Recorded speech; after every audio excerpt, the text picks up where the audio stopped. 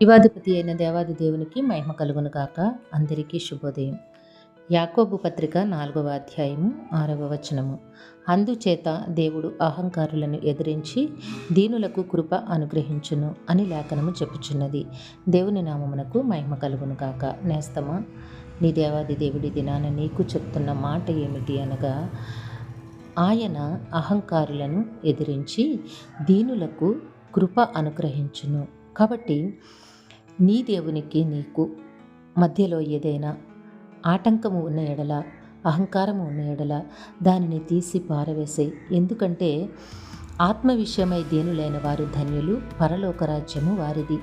ఆత్మలో నీవు దీనునివై దీనత్వము కలిగి జీవించగలిగినట్లయితే దేవుని కృపను నీవు ఉన్నతముగా పొందుకుంటావు. దేవుని కృప ఏమిటి అనగా, యేసుక్రీస్తునందు నిత్య జీవమై ఉన్నది.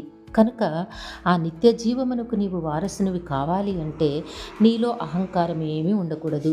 దీనత్వము కలిగి మాత్రమే నీవు జీవించాలి. అట్లా జీవించగలిగినట్లయితే ఇహమందును పరమందును అవసరమైన ప్రతి ఆశీర్వాదమును సమయానుకూలముగా దేవుడు నీకు అనుగ్రహిస్తారు. కాబట్టి నేస్తమా, దేవుని కృప చొప్పున దేవుని చిత్తములో దీనత్వము కలిగి దీనుడివై జీవించు. దేవుని ఉన్నతమైన ఆశీర్వాదములకు నీవు అర్హునివి కాగలుగుతావు. దేవుడు నిన్ను దీవించి ఆశీర్వదించునుగాక. ఆమెన్. ప్రార్థన చేసుకుందాము. కరుణావాత్సల్యత కలిగిన తండ్రి, మీ ఘనమైన నామమునకు స్తుతులు సమర్పించుకుంటున్నాము. మీ బిడ్డకి మీరు ఇచ్చిన వాక్కును బట్టి మీకు అనలేని వందనములు సమర్పించుకుంటున్నాము. తండ్రి, జీవాధిపతి అయిన దేవుడా, మీ బిడ్డని చేయి పట్టుకొని నడిపించి మీరు అనుగ్రహించబోయే కృప యేసుక్రీస్తునందలి నిత్య జీవమై ఉన్నది గనుక అట్టి నిత్య జీవమును పొందుకునే అర్హతను మీ బిడ్డకి మెండుగా అనుగ్రహించమని వేడుకుంటూ ఉన్నాము. ఇహమందును పరమందును అవసరమైన ప్రతి మేలును మీ బిడ్డకి సమయానుకూలముగా అనుగ్రహించమని మీ కాలు పట్టి వేడుకుంటూ ఉన్నాము. యవన కాలమందున్న బిడ్డలకి సకాలంలో చక్కని వివాహములు, ఉద్యోగములు, గర్భఫలములు ప్రసాదించండి. పరీక్షలు రాస్తున్న బిడ్డలకి నాయన ఆరోగ్యమును, ధైర్యమును, జ్ఞాపక శక్తిని ప్రసాదించి నాయన ప్రతి ప్రశ్నకు సరైన సమాధానమును రాసి ఉన్నతమైన విజయము పొందినట్లుగా దీవించండి తండ్రి. పుట్టినరోజు, వివాహ దినం అవసరంలో జరుపుకొంచిన బిడ్డలందరికీ మీ దీవెనలో ఆశీస్సులు అనుగ్రహించండి నాయన.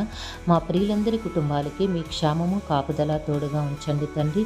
ఆరోగ్యమునిచ్చి ఆయుష్నిచ్చి మీ నామ మహిమ కొరకు జీవింపచేయమని సమస్తమును మీ కృపాహస్తములకు అప్పగించుకుంటూ ఈ ప్రార్థన యేసయ్య నామములో అడిగి వేడుకొనుచున్నాము తండ్రి. ఆమేన్, ఆమేన్, ఆమేన్.